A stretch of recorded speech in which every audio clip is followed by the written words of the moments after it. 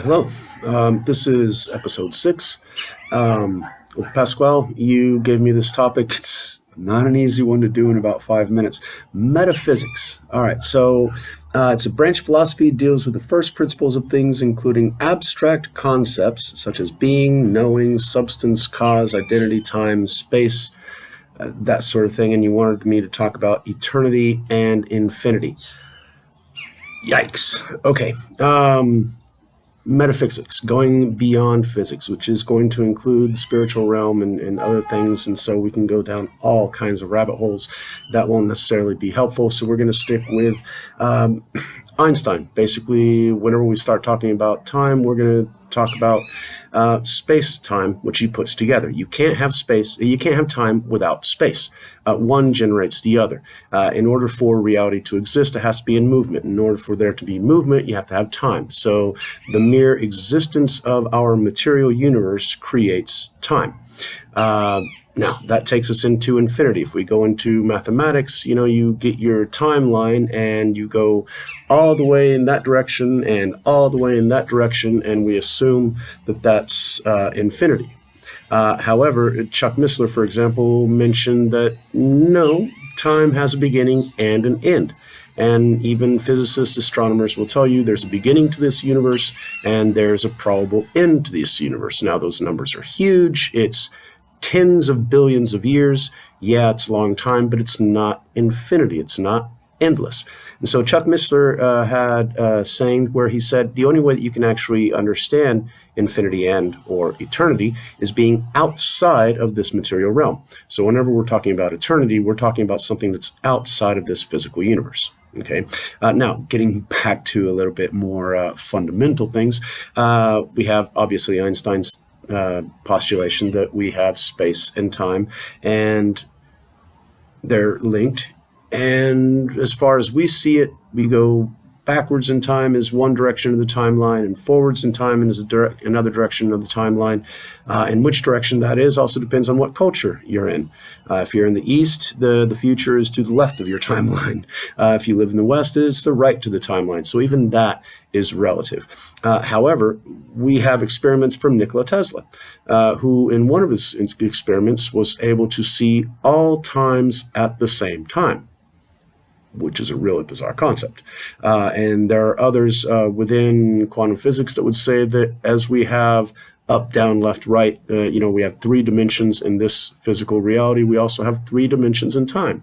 And just like up exists at the same time as forward exists, well, we have the past existing at the same time as the future. That's hard for us to understand, but in essence, our reality here is to be, black and white. Past is the past and future is unknown. It's in the future, because that's the way that we generate the reality that we're in. Now, metaphysics, and this is something that I found out a couple of weeks ago, and it was very interesting. Whenever you've got 3 different particles that come together, you actually lock the timeline. If you've got 2 particles rotating around each other, you can actually skew it and go backwards in time, forwards in time, and mess with that. Whenever you've got 3 of them coming together, then that locks the state in time. And so if we look at the quanta of time, little tiny specks of time, and each one of those is tied in the quantum universe. It's one of the reasons why I believe we have 3 quarks that make up all the particles that we have. Electrons are made up of one combination of 3 quarks, and then we have protons are made up of another combination of 3 quarks. So the existence, for us to have a conscious perception of this reality, we have to have time moving forward in the way that we do it. But that doesn't mean that that is the only way reality exists. So all the times exist at the same time. Then we get into Schrodinger's cat, and we get into the multiverse and the possibility that every single decision that we make takes us on different dimensions and different realities. So the past and future exist in different planes depending on the decisions that you make. And, that gets into the Back to the Future idea, to where you change your timeline and then you're onto another plane of reality. And that just goes down into all kinds of rabbit holes. But basically, we can't do anything about that, but all times exist at the same time. How we can see that, Tesla was able to tap into the electric universe and found out he could see the past, the present, and the future all at the same time. But whenever he saw that, he almost went nuts. We have some people talking about being able to travel backwards in time through some really bizarre objects that we're not going to go into right now. Supposedly only children would be able to go, because whenever adults go backwards in time, their mind gets all screwed up. And we can watch the movie 12 Monkeys to figure out how screwed up your mind can get when you don't know what timeline you're in. The movie Millennium is also a good example of traveling back and forth in time and how that can really mess things up. So we're kind of lucky that we live in this reality that we're in, to where we have a past, we have a future, and we are building our future in every quanta of time that we make the decisions and we go forward.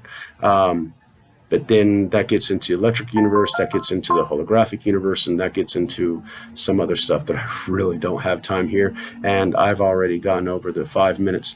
I hope this helped. Not sure if it was just bizarre ramblings.